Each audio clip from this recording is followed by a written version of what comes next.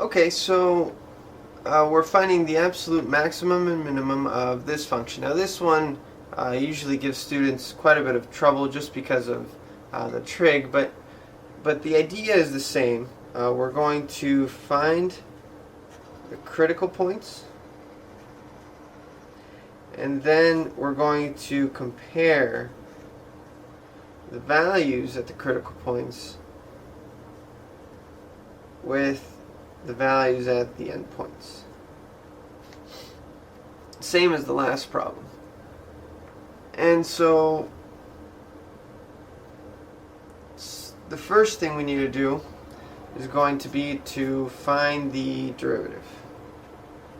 Okay, so you have to remember your trig derivatives, but the derivative of t, well, that's just 1, and then the derivative of cotangent, well, here we have to use a chain rule because we have t over 2, but the derivative of cotangent is negative cosecant squared of t over 2, and then we have to multiply by the derivative of the inside. The derivative of the inside is 1/2, but instead of putting it over here on the right, I'm just going to put it over here on the left to make it look a little bit nicer. Okay, and it might help a little bit to write it as 1 minus 1/2 cosecant of t over 2 and the entire thing squared. This is just an equivalent way of writing this other one. Okay, and so cosecant squared, well, let's write it in a little bit friendlier way. Why don't we write it as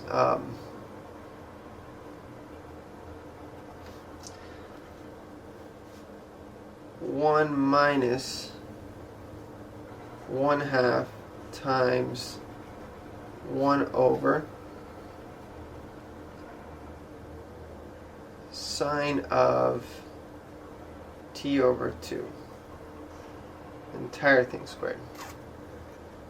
Okay, so remember, to find the critical points, what I want to do is figure out all the places where the derivative is either 0 or undefined.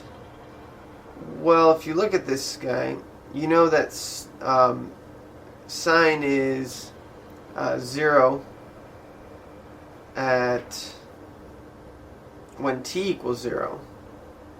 And so this would be undefined when t equals 0. But notice that 0 isn't in our interval, so we don't have to worry about it. The next spot where sine is undefined is going to be when the inside here is pi. So let me draw a little picture over here on the right side. We'll probably be using that in a bit. So remember, sine is the y value on the unit circle. And so when sine is over here, well, it's equal to 0. So that means that t would have to equal 2 pi for this to be undefined. But notice 2 pi is also outside of the domain, so we don't have to worry about it. So then that means that we just have to solve this equation. Okay, so then we move the 1 over, so we would have minus 1/2 times 1 over sine of t over 2 squared is equal to negative 1. Multiply both sides by negative 2, and that's going to cancel these guys, and this is going to equal 2. Now I'm going to do this in one step to save a little space. We're going to get the square root of both sides. So this is going to be plus or minus square root of 2.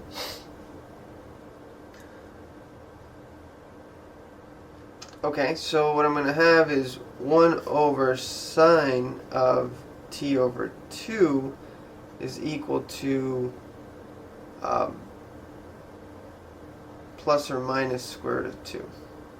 And if I flip this around, I would have sine of t over 2 is equal to plus or minus 1 over square root of 2, or plus or minus root 2 over 2.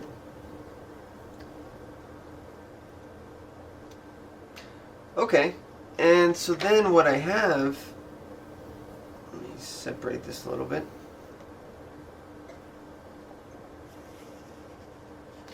What I have is I'm trying to basically solve this trigonometric equation. Sine of t over 2 is equal to plus or minus square root of 2 over 2. Okay, so let me take a look here. Remember that sine is equal to root 2 over 2 in the multiples of pi over 4 on the unit circle. So here sine is positive root 2 over 2. Here it's positive root 2 over 2, negative root 2 over 2, and negative root 2 over 2. Okay, but that doesn't tell me what t has to be, but this does tell me that what I do want is for this guy in sine to be a multiple of pi over 4. So I want t over 2 to equal pi over 4. This would be one solution. This would give me this first one.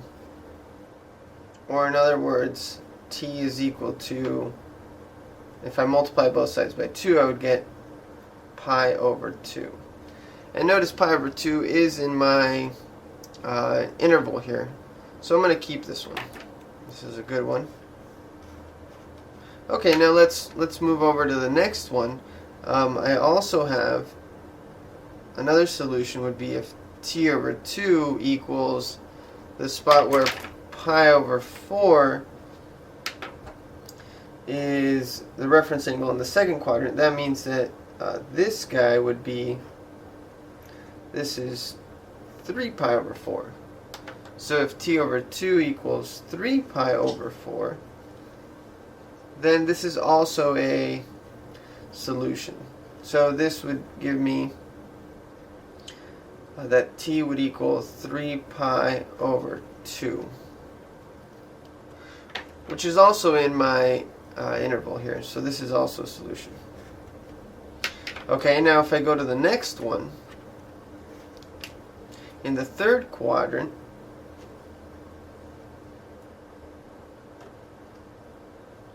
this is 5 pi over 4. Okay, so this would mean that t over 2 would have to equal 5 pi over 4, or in other words, t would have to equal 5 pi over 2. Okay, but now 5 pi over 2, that's bigger than 7 pi over 4, so this isn't one of the values. It is a critical point, but not inside of this interval, and so since I'm only looking for the absolute maximum and minimum in this interval, then that means that I only have to look at these 2 points. Okay, so then remember what we do is we test the values at the critical points, and then we also test the values at the endpoints. And so that's the next thing we're going to do. So I'm going to say that when t is equal to, let's do the critical points first. T is equal to pi over 2. The function f is equal to pi over 2 plus cotangent of pi over 4. Okay, so cotangent, remember, is 1 over tangent. Tangent of pi over 4 is 1, so this is equal to pi over 2 plus 1. Okay, so let's try the same thing. When t is equal to pi over 3 pi over 2,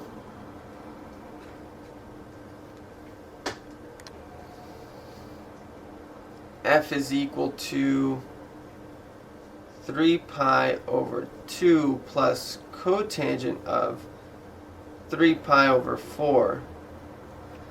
So cotangent of 3 pi over 4, well, that's 1 over tangent of 3 pi over 4, and this time tangent over here in the second quadrant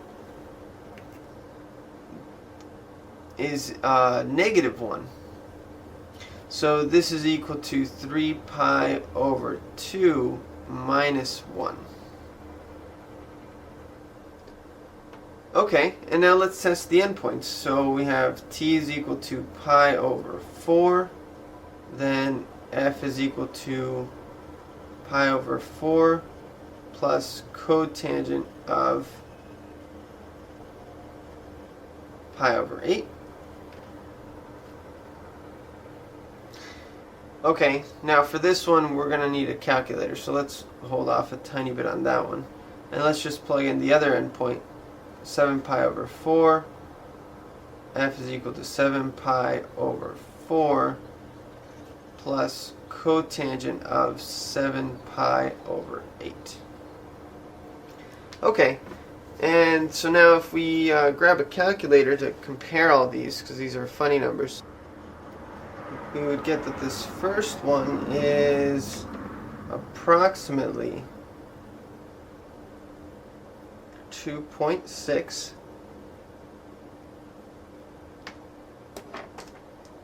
The second one is approximately 3.7.